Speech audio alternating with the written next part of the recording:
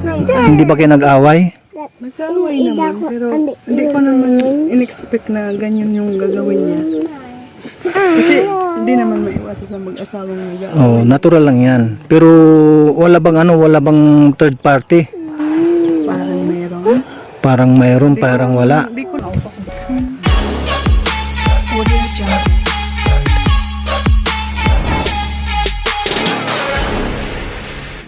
Ayan po mga kalingap, good morning uli sa ating lahat. At meron pa uli tayong pupuntahan dito sa lugar na ito. Medyo madulas. Ayan po. Ayan, medyo madulas ito. Nakasapatos tayo. Ayan, delikado itong daan na ito. Pero sige lang para yung kababayan natin dito sa Barangay Malakma ay ating mapuntahan. Kasama natin Kalingap Rose at saka si Kagawad. Dalawang kagawad po ang ating kasama ngayon, babae at lalaki. Nauna yung dalawang kagawad. Andun po. Tara po mga kalingap, samahan niyo po kami sa aming pagpunta dito para po makapanayam din natin yung mga ini-repair po sa atin ng kagawad dito po sa lugar na ito.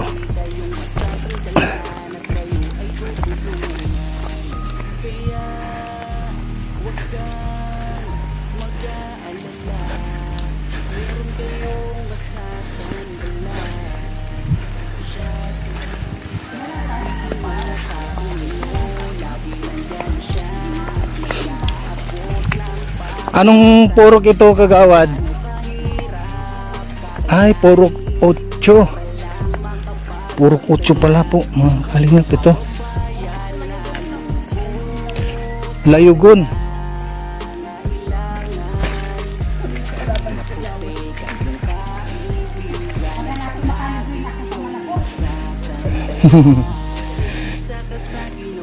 Maputik pa rin. Tanggal yung aking ng sapatos, yung dila dahil nga po sa dulas.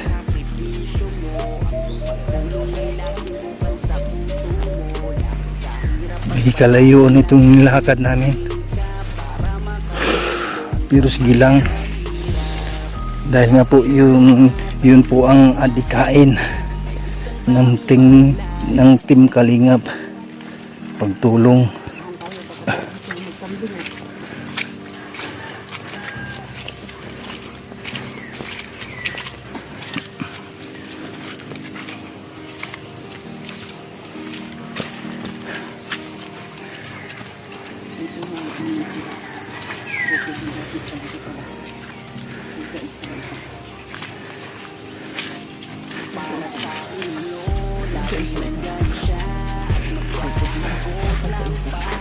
Sadyain itong ano.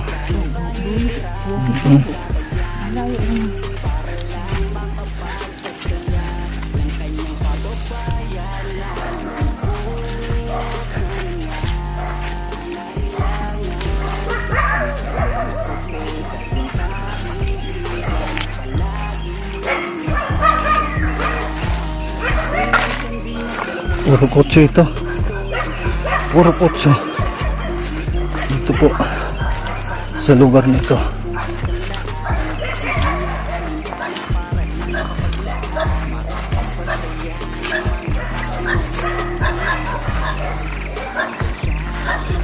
Naiwan si Kalingap Rose.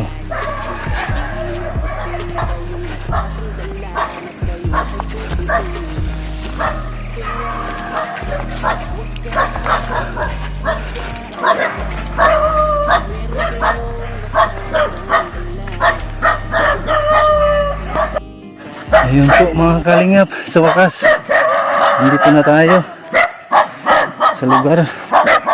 Kung dapat grade 2 na kasi 8 na. ito nga po, parang na-late din siya kasi nung gawa ng pinatahi ko. Meron pang sa bagay, merong kayong ibang ano dito. Pwedeng kay Ate Dudu Mundon, kay Ate Berto Suman, kay Ate MBHR, Ate Leven, at sa lahat po ng mga sponsor, maraming salamat po sa inyo. At kay Ninang Jen Studio Band, yun, at kay Ninang Vicky sa Mix Vlog, at kay hiningal ako, at kay Ate Matik Gabarda Vlogs, kay Ate Sabil Guli Pardo, at kay Ate Joy Mead, at sa lahat po ng mga viewers, sa mga naka-silent viewers dyan. Yan, maraming salamat po sa inyong lahat.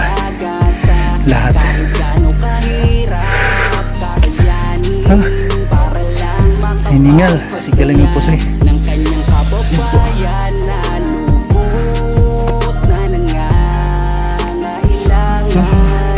May kalinga pusi, kayong kaibigan at palagi niyong masasandalan. Isa ka sa ginawang instrumento ng ating Panginoon upang tumulong sa mga taong nangangailangan. Di ka napagod at di mo sila sinukuan. Salamat sa lahat ng sakripisyo mo. Ang iyong pagtulong ay laging bukal sa puso mo. Lagi sa hirap at palaging nagsusumika para makatulong sa mga mahirap. Lagi niyong tatandaan, may isang taong maglalaan ng tulong sa mga mahirap. Di mapapagod kahit na para sa inyo. Lagi nandyan siya at mag-aabot ng